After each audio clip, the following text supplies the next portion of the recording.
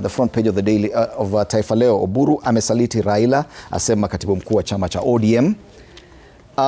It's all about the 10-point agenda and the implementation of the same. According to the Zani-led team, they say it's been implemented up to 80%. Some even say 85%. But the Linda Mwananchi team feels otherwise. And we're now joined with Brian Weke, a political commentator, who's part of the Linda Mwananchi team. And I can see you have the 10-point agenda, or a document that you're carrying with you. Why do you feel that whatever that report presented by Senator Zani declared is not correct? It's not an issue of feeling. It is a reality. And if you look at how we've titled the heading of this report, we've called it the 10-point lies. You know, I've had Mbai saying that this thing was not implementable. But you know what Raila did? You know, people don't understand this 10-point agenda. When we signed this agreement with the UDA, it was basically what ODM has been fighting for many years. And that's what people don't understand. Raila literally played these guys, and they didn't understand.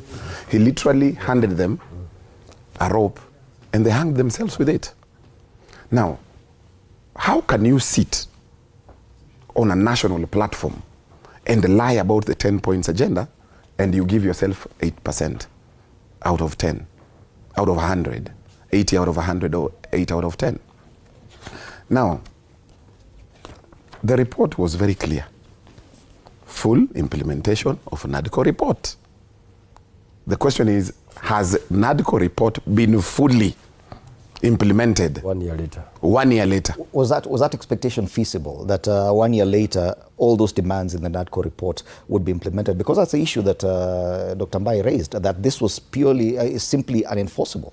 In politics and in legal processes, 1 year is such a long time. So if there is political will, it is very feasible. The only question is there a will? Let me ask you, when these guys wanted to implement the 2/3 gender rule, there was no numbers in parliament.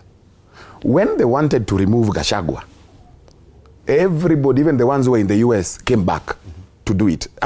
When there is political will, 365 days is such a long time. You can implement so many things. Even with court orders, like in IEBC. You know, when Gashagua's court order was circumvented somehow. There was a court order on Gachagua, and they circumvented. Who filed so court order in IEBC? Can Senator allow me? Allow him. You know, sometimes. I'll come to you, Senator. I'll come to you. When the Senator was speaking, I was actually watching him from there and allowed him to continue. So, one of the key things that we provided for was the audit of the last year, of the last election. Has it been done? Has a process started? Nothing. So you cannot sit and say that full implementation of NADCO report, you are at 8 out of 10. That is a blatant lie. That is conmanship. That is PR process. When you talk about inclusivity in governance, and you see, Kenya is one of these jurisdictions that we really proud ourselves in our ethnic backgrounds and where we come from. Just the other day, I saw 47 managers of SHA being appointed. Out of those, there was only one Luya, one Luo, one Kikuyu. And you saw where all those guys were coming from. Mugatana's tribe, where we try to fight for them to be on the table, there was no one. Then you come and tell us we are doing very well. We are at 80 out of 100. Protect and strengthen devolution. I don't even need to belabor on this. Protecting. Senator argues that now devolution, if you add the 80 billion... Ask Senator where that 80 billion has come from. Shillings now. That money ought to be appropriated and approved by Mungatana's team.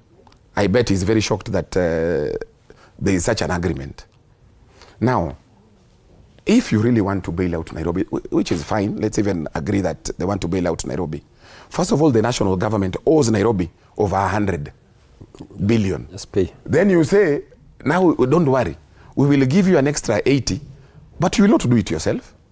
Sign an agreement with us so that we help you because you lack capacity and you lack capability to implement this amount. How are we protecting devolution there? Can I, we can see machinations. You know, with these guys where we sit, can I we can see... interject briefly. Yeah, because you see, when you talk devolution, you're talking about the Senate. I just want to inform